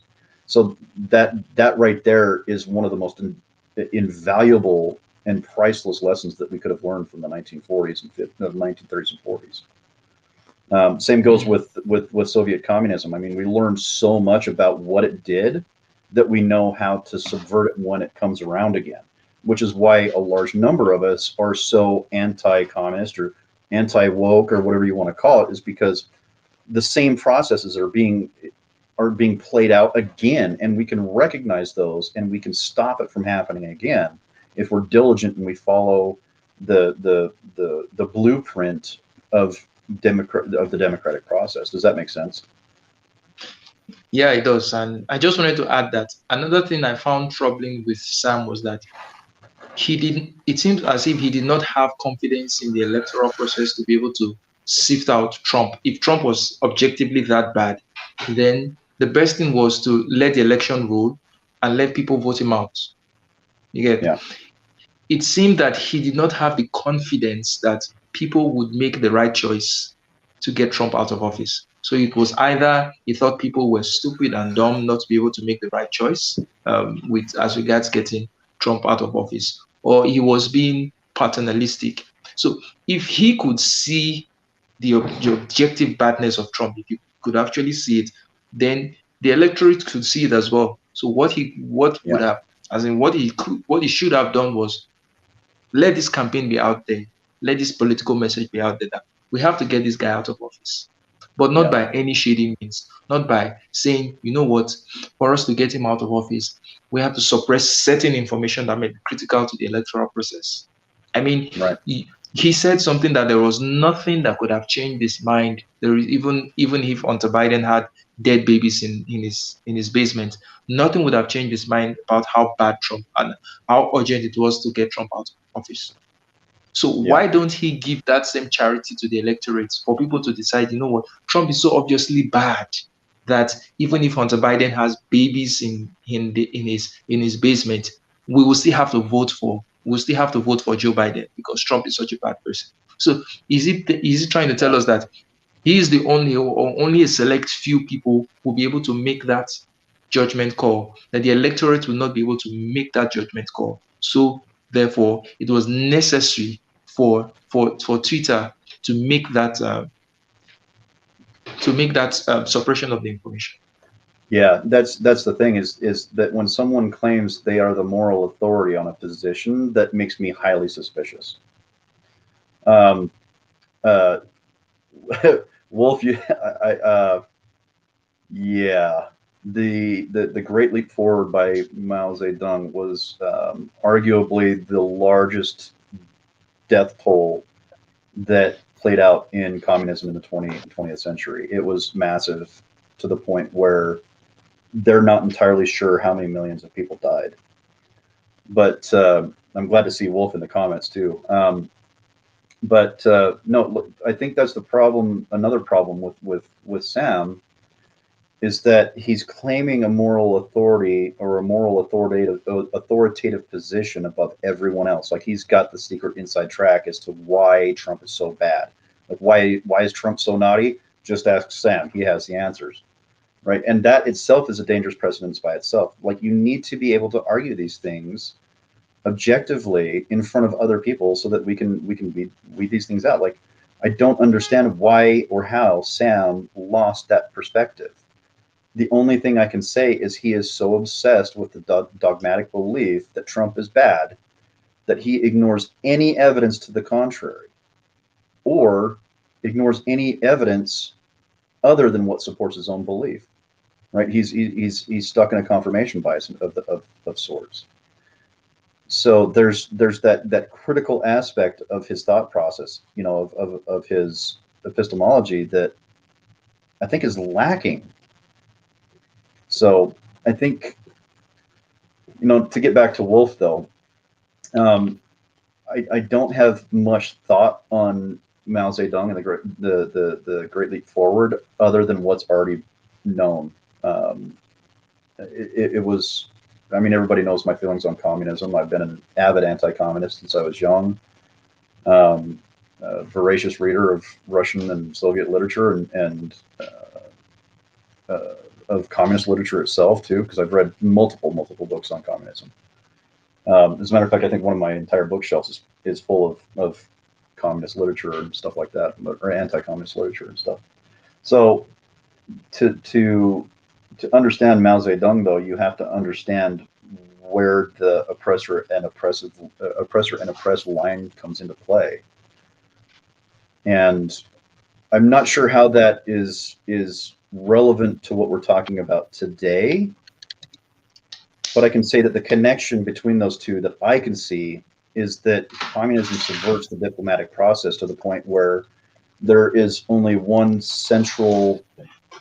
um, central planning committee, right? The problem of central knowledge comes into play here, and that body, what Alexander Solzhenitsyn called the body, literally called it the organ, was the communist regime. He called it the organ, cannot be questioned, right? And one way of not being able to question something is not giving an adequate argument for it. That's another way of subverting that process. So what you can see, and I don't want to equate the two together because they are so distinctly different, but we can see the similarities between how fascism works and communism works, and they're very, very similar in how they function. I mean, it was the National Socialists. Like Nazi Germany was a socialist country. Like that, people tend to forget that that's what National Socialist means, what Nazi means, and so there is a distinct similarity between how the two operate. They both operate under this cult of personality, a belief system. The Nazis had Christianity, the communists had Marx. Both operated extremely similar. I mean, Marx literally took much of his writing from religion, even though he said religion was opium from the masses, I believe it was. And so the problem is he created a government and political body that represented God manifested in political ideology. Fascism actually just didn't take the extra steps and just said, we're a Christian nation, right? And people say, well, not, Hitler was an atheist too. It's like, no, he wasn't. It's a very unknown, like it's not a very common known fact, but Hitler was avidly religious. So it was, they both have their cruxes, but the problem that you see with these two ideologies and with the ideology that Sam is sharing here is that there's a defect in the heuristics between how we make our arguments and how we come to the conclusions from those arguments, and they're all flawed. All three of those examples are flawed examples of how heuristics fail us when we use the wrong heuristics. Yeah. Wolf, welcome to the conversation. Uh, Sadly, I may not be able to comment reasonably on the great leap forward. Maybe I'll go educate myself more on it. But I can say that if it's what has led to the Chinese Communist Party of today, we can see some great strides that the China has made in the past few decades. I mean, from 1989 or thereabouts, or 1979, when China became the when China the the People's Republic of China replaced I think the Taiwanese government as the official um, representative of China in the international community. You can see how much China has, how much China has achieved in that short period of time in terms of innovation, in terms of growing the economy. I think the economy is like 20 times bigger than it was in the 1970s or the 1980s, or even more than that. Massive, Yeah, massive. it's massive. They're the second largest economy in the world. So, in a way, you've got to ask yourself, with such kind of results, aren't they doing something right? Isn't aren't they doing something that's working? Can we just throw it all out and say, because it's communism, it's all bad? Well, I may not be able to comment so much on that, but I'm just thinking out loud Yeah, on that thought problem. But with going back to Sam Harris, like I would say, Sam had an emotional. He was making an emotional argument, and he wasn't really. He was just going off based on his feelings. Trump is a bad person, so we have to get him out of office. And he said something like, "It literally doesn't matter who else is on the menu." I mean, such a definitive statement. It literally doesn't matter who else was on the menu. Trump had to go. And he said that if you could even pick any random person, they could be better than Trump. But he also admitted that Alex Jones is a bad person. So would he tell me that if Alex Jones had been on the menu, that he would have picked Alex Jones in place of Trump? Because that statement of saying it literally doesn't matter who else is on the menu is like saying nobody yeah, can be worse than Trump. Nobody can be conceivably worse than Trump. Now, how do you make that kind of definitive statement? Where do you get that kind of confidence from, that kind of assurance that nobody in the US at this moment is worse than Trump, that Trump had to go? So yeah. those are just some of the other problems I found with Sam. You know, I think you're kind of hitting the nail on the head there, Charles, because that really is kind of the crux of the problem, right? Like we wouldn't even be having this discussion if that wasn't the case. Like if he didn't have that dogmatic, unchallengeable belief, or I would say faith, to kind of give Sam a little bit of a dig there. If he didn't have that kind of dogmatic belief, then he should have he should have employed his better critical thinking. And if he had, he would have came to the same conclusion we're having. What was the Steve last for comment? president. I I didn't agree. see it. I didn't see the last comment. Steve going to the primary, the hell out of Biden and Trump the next one. I don't know if I could ever do politics, dude. Oh my God. Yeah. So Steve, But Steve, Steve, you're the only lefty that I could support for president. I appreciate that, Charles and Wolf. You know, and you know, I really do. I think that's. I think you've kind of hit the cornerstone of why this is such a bothersome conversation in regards to the disappointment that we both feel towards Sam. Is that to get to the argument that he's making, you have to pass through the doors of ignorance, and he's ignorantly defying the logic necessary to come to a different conclusion, and that's frustrating on so many levels. But at the same time, I have to give the man some charity. He's a human being. He's capable of making mistakes. He's capable of making errors in judgment.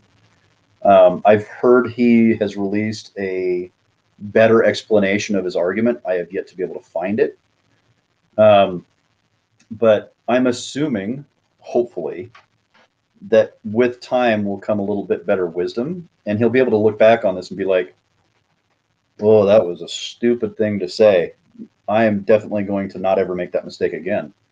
You know, and not because of social pressure, but because of the weight of understanding and recognizing that he made a bad argument. Like a not a bad argument, it was a piss poor argument. Like being a lefty and not wanting Trump in, I need people to be making better arguments than Sam. You know what I mean? Like Yeah. I do not want that to be the kind of argument that wins. Like I don't want that. I want more intellectual integrity in my arguments than Trump bad. Mm. You Trump bad know? is not an argument. It's really not an argument. Trump Trump bad is not an argument. But with Sam and with what you just said, that he's released a statement explaining his position further. I think what usually ends up happening in such cases is that people just double down on what they've said earlier and try to even rationalize it further. Very rarely do you get a case when someone is self-reflective, genuinely self-reflective Yeah. in public, except the woke stuff, except the woke people who just come and virtue signal. They're the only ones that will just virtue signal and give a false apology. We're not Yeah. even demanding an apology from Sam. We're just, okay, if he's Sam able to recognize the flaws in his logic, most likely he is not going to see it. And even if he sees it, he's not going to admit it. He's just going to rationalize it away. And I see the same thing with Jordan Peterson. There's this clip. I think Chloe and I are going to discuss it maybe in our the next chat together 2 weeks from now. I'm just reserving it and I'll play it during that clip, where he was talking to his daughter about that controversy on sorry, not beautiful, no amount of authoritarian that is going to, with that cover, that tweet he made about that cover model and all that. And he just doubled down. He just doubled Yeah. down on it. Even though he could have taken that moment to be reflective and say, okay, maybe I was being unnecessarily mean. Maybe I shouldn't have said that. And there was one Right. profound thing that Sam Harris said in this conversation that just stuck with me. He said, you don't have to have an opinion on everything. But if you have an opinion, you don't have to have a strong opinion on everything. And even if you have a strong opinion, you don't have to be the one to voice that opinion, because chances are there's someone else who has a similar opinion and is going to voice that opinion. You get? So I see that and I look at Peterson and I'm like, yeah, Peterson, you don't have to have an opinion on everything. And if you do, you don't have a strong opinion. And even if you have a strong opinion, you don't have to voice it. Someone else Right. might voice it. So Well, and recognizing that it might not be right in the first place. And what you're describing is what in cognitive defects is called the backfire effect, where the person is so defensive that any evidence that is presented to the contrary of their belief only resolves them to harden their belief in what they're arguing for. and you don't really make any headway. And that's something that I saw Peterson do, especially, joining, the Daily Wire. It, I was really bummed about that. I was hoping he'd pull his head out of his ass, but he kind of just doubled down on it. And then Sam doing this, just like I have this weird kind of feeling. It's like, are all these people that I used to respect now falling for the same ideological possessions that they fought so hard against? And it's like, it's like watching your friend start doing drugs, and there's nothing you can do. You try to talk to him about it. He's like, get out of my face, and you just watch them ruin their lives. And they're not going to ruin their lives. They'll be fine, but I don't know if I can really. I don't know if I'm ever going to look at Jordan or Sam the same way ever again. Well, I just have an idea. Yeah. Jordan Peterson has been going around with um, a series of message to this, message to Christians, message to CEOs, message to Muslims. I have an idea for a video and a an article which will be titled "Message to Jordan Peterson." That's fantastic. That's fantastic. I really want to give my honest take on him and what he's become. I mean, this is a guy that I binged on Peterson. I literally binged on him when I I think discovered everybody him. has. I think I everybody was has. enthralled by this guy. I was like, man, this guy has so much common sense. But even when I was such a fan of his, there was something that was so unsettling. I couldn't point my finger to it. There was something that was very unsettling about him to me. I was like, I like what this guy is saying. Why do I have this? Why do I have this sick feeling in my stomach? Why? And I just got to know now that it was his intensity. His unnecessarily intense was just too intense. I mean, relax, dude. Smile, laugh. Yeah. Yes, the woke people, the things are going to shit, but I don't think it really deserves the kind of intensity that Peterson is giving to it. I really, the world survived two catastrophic world wars in the 19th or in the 20th century, and you think we cannot survive wokeness? No, we can. And I don't think that his kind of apocalyptic stance is going to save anyone. Peterson cannot save Western civilization. Peterson cannot Right. save the world despite his best efforts. So what do you do in that instance? You do what you can, but then you relax, you have Yeah. fun, you laugh, you smile. I don't think I've ever seen Peterson smile or laugh that lasted more than a few brief seconds. Even when he had Yeah. this interview with his father, it was so clinical.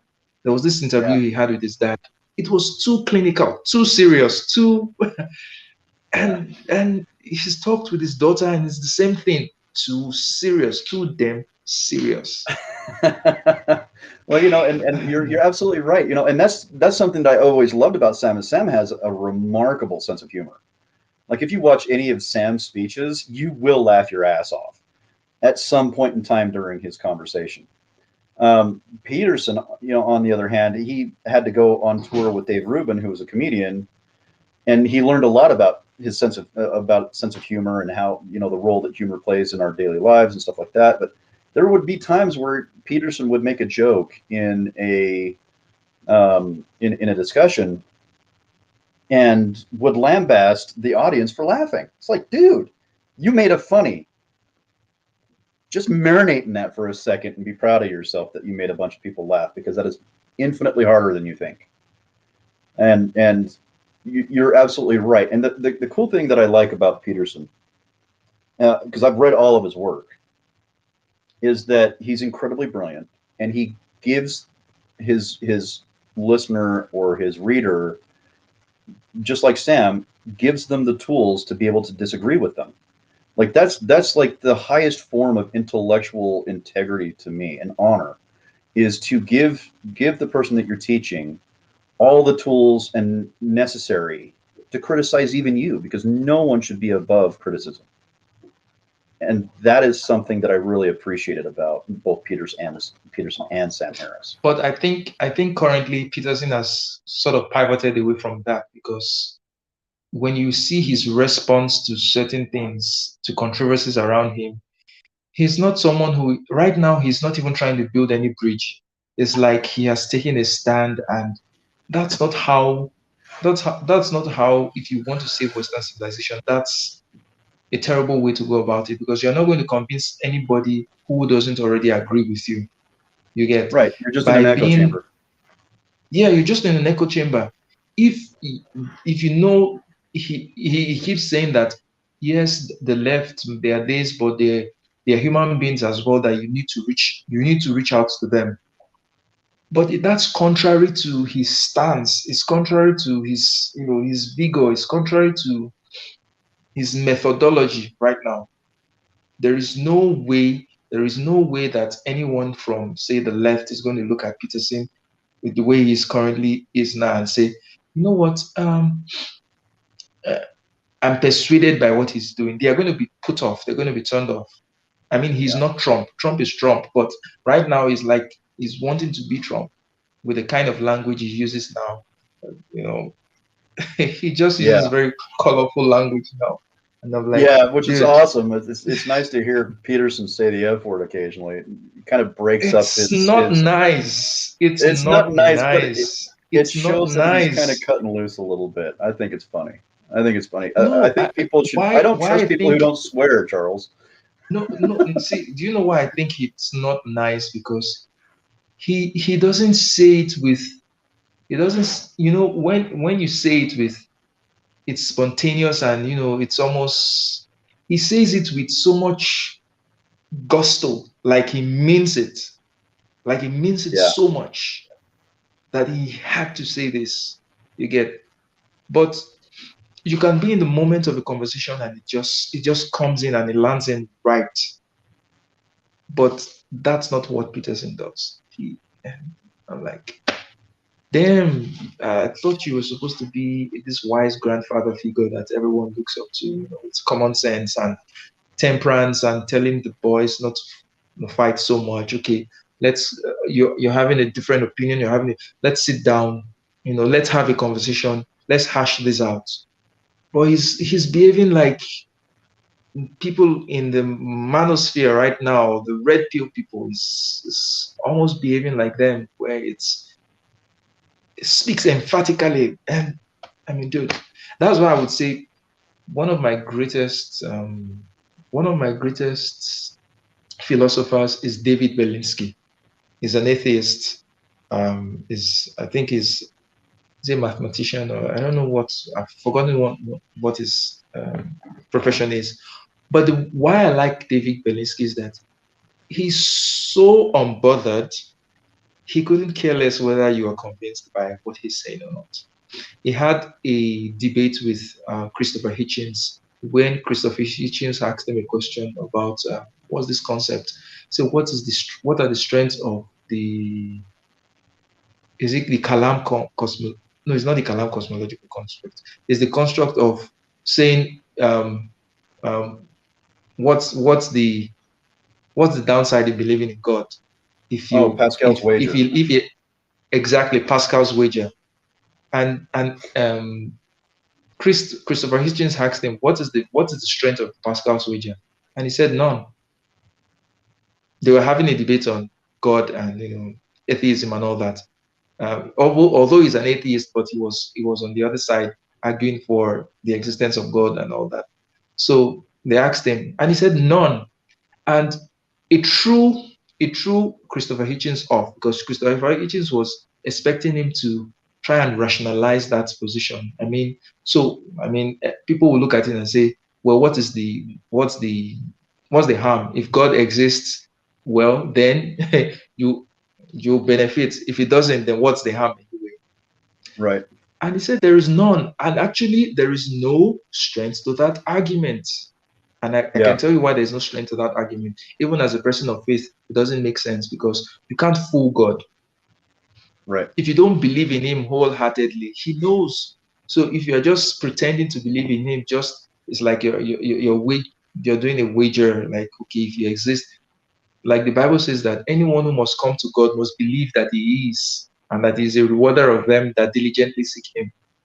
So any Christian who uses that Pascal wager as an example doesn't really understand the nature of God or what He's talking about. Yeah. And Pascal's wager is incredibly weak once you get into the weeds of it. Like on very, paper, it looks very, really very weak. strong because you're like, well, this makes sense, but it falls apart rather quickly. First of all, it's in the vein of the black and white fallacy, right? Like those are the only two choices, and it also falls apart when you start getting into um, yeah. It also falls apart when you start getting into trying to put forward a value on what you believe God really wants. Like you're assuming that God wants something. God might not even care. So there's a third part that Pascal doesn't that he doesn't cover, right? Because God could have just put us on this earth and been like, have fun. Who cares? You know what I mean? So there's multiple different options, and that's why Pascal's wager is, it falls flat on its face. The Kalam Very cosmological argument is probably a stronger argument, but even that kind of falls apart when you start getting into the argument to absurdity issue. The what is it, the infinite regress problem. So, but either way, yeah, I know what you're talking about. Yeah, Pascal's wager is a weak argument that I really hope that Christians don't pick up on that anytime soon. Yeah, It's just I bad, hope they bad, bad don't. argument. It doesn't help their cause to Yeah, use it. It doesn't. It's a very weak argument. But yeah, people will just grasp at anything that they think would further their strengthen their position, and they may not think critically about it. That someone who is very smart can see the weakness in this argument and just tear you apart. So you have to be right. prepared. Yeah, we Yeah. pivoted from Sam Harris to JP to David Belinsky Well, to I can see to the blueprint here for how we got here because it's important for people as thinkers to have consistency, right? Like we want to be consistent in yes. our thoughts and in how we discriminate against bad ideas and advocate for good ideas. And it seems like each one of the people that we talked about, except for Berlinski, but we've only talked about him briefly. And I've read a little bit of him, not very much, but from what Mm. I've read of him, he's like I can see why you would like him. Michael Polanyi is another one who's really good, but the whole point of Enlightenment thought that Peterson and Harris and all of their ilk, why they support it so much is because it's the best way that we know how to construct criticisms against bad ideas. And it seems like they're falling into the pit of ignorance and ignorant thinking. And all of us are watching from the bleachers being like, no, don't do that. Don't do that. Don't do that. Because Peterson, for example, was really good at being able to talk to people on the other side. He actually was remarkably good at it. If you look at some of his earlier videos, Yeah. being able to talk to crowds, like the pissed off crowd in front of his college and stuff like that, and he was able Hmm. to admit when he was wrong. He was able to, like, there was even one, like, there's one video where they're asking him about are trans women women, and he's like, I don't like that question. Like, no, I don't believe that trans women are women, but that doesn't mean I believe that they should be discriminated against. You know what I mean? Just because they don't fit the gender construct or the standard gender mold. And I was like, that's one of the coolest things I've ever seen. One of the people that trans activists say is and a and and he's, transphobe. he's also admitted that even though he doesn't subscribe to this pronoun business, that if someone asked him He'll that, use it. okay, Yeah, yeah, he would use it out of courtesy, that he has no problem right, doing that. But it's when you are forcing it on him, when you are right, making it incumbent, like he has to, then he have to tell you that I don't have to. If I do this, it's out of courtesy, but I don't right. have to do it. It's the intellectual version of fuck around and find out. That's basically how he operates. It's like if you're honest with him and you come at him on equal terms, he's going to be fine. You're going to be fine, right? But if you try to manipulate him or you try to abuse his better nature, he's going to come at you aggressively. And I'm sorry, but I would not want Jordan Peterson coming at me aggressively. It scares the hell out of me because he's incredibly, incredibly intelligent. But It doesn't scare the hell out of me. uh, it scares the hell out of me because he knows way more than I do about almost everything. So I would have a hard time keeping up with him intellectually, I think. Um, You but should give yourself more charity, I probably, Steve.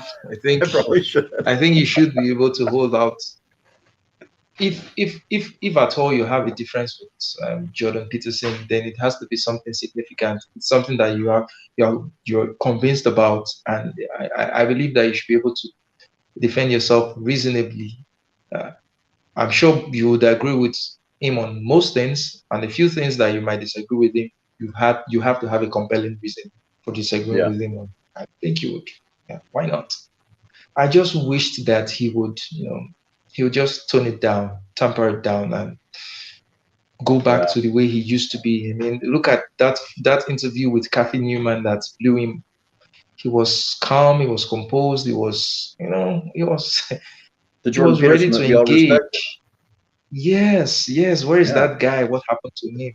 that Now was that. That's like it's the guy I want to be like. You know what I mean? That's how a lot of like younger men and so even older men like myself are it's like. God, I wish I could be that level headed. I would have blew my top. And so it gave people something to emulate that was calm, rational, and polite. That's kind of the thing that we need a lot more of in today's society. We call mm, it polite society, but it's not polite much anymore. Jordan Peterson also said if the trans community came to a pronoun solution that would be easily integrated, he would use the pronoun stuff. That's my main issue with is any word can be a pronoun. Yeah, that's an argument that a lot of people make, and I think Jordan Peterson.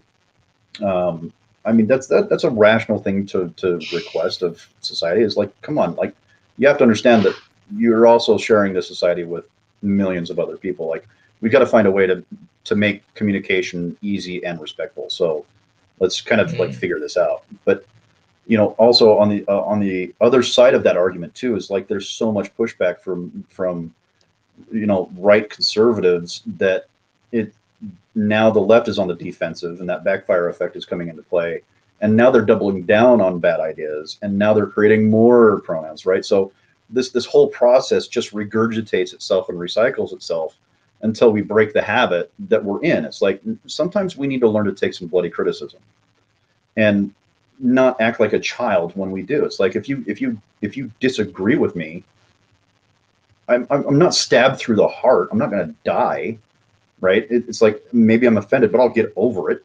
It's like give me a week and a glass of bourbon, I'll be fine. You know what I I mean? think people are so emotionally invested in certain ideologies, they cannot separate it from themselves. Like this conversation we're having since right from when I started watching the video with Sam Harris, I told myself that I don't agree with what he's saying, but I understand what he's saying. And in a way, there is validity to what he's saying from his point of view.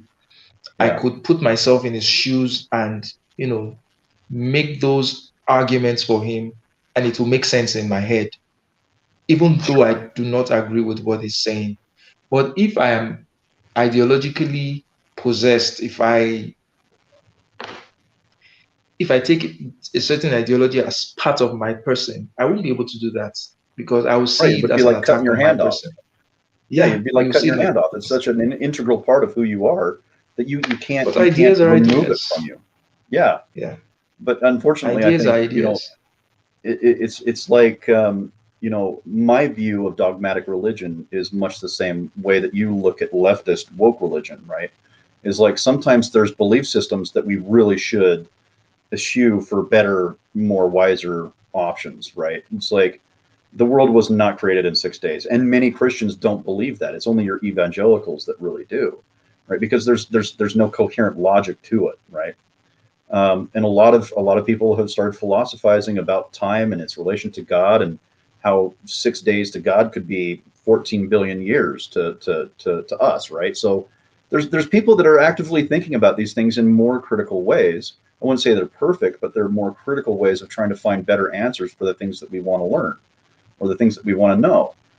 And we kind of like, I try not to hold on to any of my beliefs so hard that my knuckles go white. You know, there's a few that cognitively I know is really difficult and probably impossible for me to cut out of me. But I can also argue emphatically for my belief in them, logically, rationally, and reasonably. So I find no reason to cut them out. But there are beliefs that I do have personally that I hold very loose because I only have access to so much logic or so much evidence and so much data and so much reason that I haven't been able to formulate a valid argument for them yet, and I haven't had time to critique my own ideas enough for me to hold them that tightly. And I think people just kind of accept into their minds beliefs or ideas that maybe they shouldn't. Like maybe we should be a little bit more critical about the things that we believe. Now, I'm not advocating for everybody to give up their faith and become atheists. That's not what I want. Like, I want Christians to be able to be Christians. I want Muslims to be able to be Muslims, right? As long as we can all get along, I'm perfectly fine with it. But what I'm saying is there's some ideas, especially political ideas, like the ideas that Sam holds, or has evidenced that he holds in that conversation with trigonometry, that quite frankly and honestly need to be dissected from his mind because they're bad ideas. They're bad formations of constructs that really are inevitably going to be harmful, or we have to hold some level of integrity in the things that we think. You know what I mean? Like we have to have some way of filtering out bad ideas. And Sam didn't use any of those filters. So I think, without trying to, without rambling on too much here, is like, I think we as human beings really need to start practicing holding on to our beliefs a little bit more loosely and investigating them a little bit more critically. And hopefully, even if we do, we have to understand that it doesn't destroy the idea, it doesn't destroy the construct. We might actually, by destroying our belief in an idea, come up with a better one. And that's the coolest thing about it is like, we don't understand. We have so little faith in our ability to create better ideas and a better society that we hold on to what we know. And we're so afraid to let it go, even though the risk is also creating something even better. It's not always worse. It could actually be better if we let go of that belief and reevaluated it and possibly came up with another belief or another idea. So it's one of those things where it's like, God, how do you convey that to a large number of people? Well, Sam was trying to do that and was doing a really good job of it, but then fell flat on his face when he was confronted with his bad ideas. It's like, dude, have some integrity. Just say you screwed up, man. You know? Yeah, and I think this does a lot of damage to his brand of being a rational person because many people might now go back to his previous work, his previous statements, and try to look for ways in which there were errors in his reasoning. I have Right. always, in a way, noticed some errors in his reasoning. There is there's only one atheist philosopher. I wouldn't call him so much of a philosopher. He's a very young guy. What's his name? Cosmic Skeptic. Do you know this Yep. guy, Cosmic Yep. Skeptic? Yeah. So have you been That's watching that. Rationality Rules too? Have you No, been watching no, Stephen Woodford? Oh, you guys got to watch Stephen no. Woodford with Rationality Rules. Mm. Dude's top notch, top notch. Cosmic Skeptic is the only atheist philosophical thinker or the atheist thinker of philosophy that I haven't found any loops in his logic. I don't agree with his premise, but going from that premise throughout the processes, his logic is flawless. Yeah, I mean, flawless. There was one debate he it's had actually with impressive one. how young he Yeah, is and how yes, absolutely like laser focused he is, and his ability to plot out a course through his premises all the way through to its conclusions. It's just, you just sit there being like, man, I'm an idiot because this kid is so yeah. smart. He's smart. Is There was this debate on, um, I think, was it on, where does human rights come from? He had with a certain Muslim guy. So the Muslim guy was making the argument that human rights in the West today are a carryover from Christianity and all that. He was arguing that you can get morality from rationality. You understand? Now, I did not agree with his premise. I agreed with the premise of the other guy, the Muslim guy. I agreed with his premise. But after that premise, I agreed with his logic totally. I agreed with his logic. I mean, 100%. His logic was spot on 100%. I couldn't fault it one way. And I just wished more people were like that, but I see people do a lot of tricks. There are a lot of tricks, there are a lot of fast moves that seemingly intelligent people do Sleight of because, hand, yeah, sleight of hand. And the reason why that happens is because people are not rational. People rationalize. They right? come to their conclusion and then they try to find a way to justify that conclusion. But I Yeah, think if you do it the other way around, if you walk yourself through the process and let it take you to whatever conclusion it's taking you to, then you have a stronger argument. That way, you don't have to keep changing the goalposts when you are making your argument because you yeah. would recognize that, oh, my argument is weak here. I got to change this up very fast. I've done that a That's couple of because you've times on your already. show, and I've been like, "Oh, I better not go down that because that's going to be a weak ass argument." And I'll backtrack and I'll go back another way because I was just Yeah. there was one, I think it was like a couple weeks ago. I think it might have been during our conversation. I can't remember, but it was like I was going down a pathway. I was like, "Oh, nope, that's a bad idea." Charles is going to roast me if I do that. So I was like, no, I'm going to go back and do something else. But yeah, I watch Cosmic Skeptic a lot. He's incredibly brilliant, knows the stuff. He's going to school for a philosophy major, and I believe he's going to Oxford. I'm pretty confident he's going to Oxford. I'm not sure, but No, one I he's think going to. he's done with that. I think he's done He with might that. be. He's done He with might Oxford. be. He's done with Oxford. Um, I Maybe haven't. his old videos you've seen, or he's done with Oxford. Yeah, that would be awesome. But yeah, he's incredibly brilliant, and I believe he's the one that came from a almost cult like upbringing, if I remember correctly. And it cost him a lot to become an atheist. It cost him everything almost, like family, friends, everything. But yeah, his logic, like I don't know how he does it. Like I wish these guys would help the rest of us out by teaching us how to break down arguments better. Because I think if they did that, it would help us out immensely. Um, do either of you think that JP has escaped the pharmaceuticals that got him into trouble? Absolutely. I don't think Jordan Peterson is the kind of person who lacks the willpower to refrain from bad behavior. Um, I think he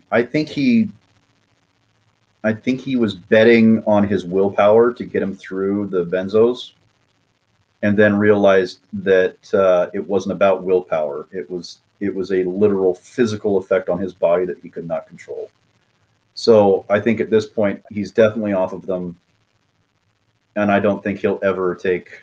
I don't think he'll ever take them again. I think he would rather die than take another benzo. I I would almost put money on that. I almost put money on that. Oh. But And that is the problem with smart people. At times, you begin to believe your own bullshit. I mean, you're so yeah, smart that you would, because I think no matter how smart you are, there are some things that will just be above you. There's some things that will just be out of your reach, out of your grasp, and you would need help. Yeah. But when you are convinced of your own intelligence, when you're convinced of your own infallibility, then it's easy for you to fool yourself. It's easy Yeah. for you to shut out any other voice that comes in. You think you know it all. And I think that's one of the things that's wrong with Peterson right now. He's bought his own, would I say, medicine. And Yeah. we know that doctors are the worst patients. You can't really self-diagnose very well. You can't really treat yourself very well. So You're too you close to the need patient. to, yeah, too close to the patient to make any objective call. Or Yeah. so you need to kind of reflect your behavior, your thoughts off other people, and Yeah. see what comes back to you. Because if you're just looking at yourself in the mirror, you're going to be seeing what you're seeing. It's like Yeah. when you write an article and there are mistakes in it, you may proofread it 100 times and you still not see that mistake because you wrote Yeah. it. But if someone else takes a look at it, they are able to, okay, see something that's not right there. So Right. I think people like Peterson should just have more humility and just have more humility, because the more intelligent you are, the more the tendency that you'll buy your own bullshit. Yeah. The Where is it? So that book, everybody really needs to read that bloody book. It's like the number one book I always recommend to everybody. And the reason why it was life changing for me was it taught me how to come into a conversation completely open minded that my opinion might be wrong. Like, I might hold a strong opinion, but I still need to not hold it so tightly that I can't let go of it. Because the whole point of that book is investigating other people's epistemology and your own. Like being humble about your knowledge and um, being open to being wrong.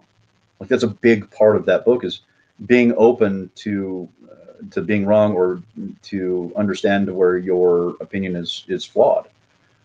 And it's so helpful to be able to come into a conversation without the leash of ego strapped around your neck choking you. You just come into a conversation like this and have a great time, investigate your beliefs, see where you're wrong. Like I mean, at least in 2 or 3 points during this video, you've proven me wrong. It's like my feelings aren't hurt. I've revised my feelings or my words or my ideas, and now my ideas are better for that. Right? That has been one of the most valuable and confident building exercises that I've ever practiced. Like it's weird to say that I'm more confident now in who I am, but less confident in my ideas. Like it's a weird thing to say because it doesn't make sense to most people. But when you've reached it, it makes sense. You know what I Yeah, mean? I mean, I think there's a quote. I mean, I'm not getting it right, but I'll just paraphrase that says that only a fool is absolutely certain about himself or absolutely certain about his ideas. Because at times you can't be too certain. I mean, Yeah. things have changed from 100 years ago, and right now things keep changing. The knowledge keeps updating itself. So, Right. what makes you think that what you know right now is the zenith, is the peak of truth, is the peak of what it might change tomorrow? Yeah. It might change Well, tomorrow. people have a habit of starting off questioning whether their argument is valid or not. Right? They will pick apart their argument and be like, pretty sure my argument's strong. But what they tend to forget is to look at the premise that they're working from. So if you're working from the idea and it's flawed already, and you're just making arguments to confirm that it's true, it's never going to be as rock solid as the premise that you start from that is rational and reasonable and objectively true. So sometimes we can argue from a position where the idea that we're starting from is already flawed, and we'll work through the whole argument and it'll sound sound, or it'll be, you know, it'll appear sound on the face, but upon further investigation, we realize, yeah, our logic was sound, but the place that we started off from was deeply flawed. And so that's another reason for why you shouldn't hold your beliefs too tightly, is you should be willing to update your beliefs as new ones come in that are better.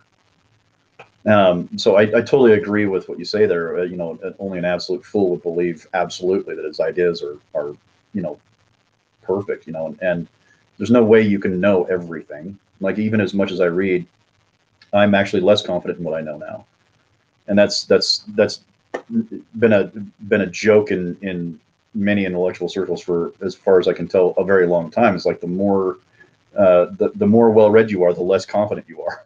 It's like, that's totally true, because you finally realize how much you don't know. You know what I mean? And then you start questioning. You're like, well, shit, man, maybe I don't know as much as I thought I did. You know, it's in the book they actually call it the unread library effect, or the um, what is it called? Yeah, it's called the unread library effect. I can't remember the actual technical name or word or the title for it, but it's like um, the problem of explanatory depth, or something like that. It's basically people believe that they know something about something more than they actually do.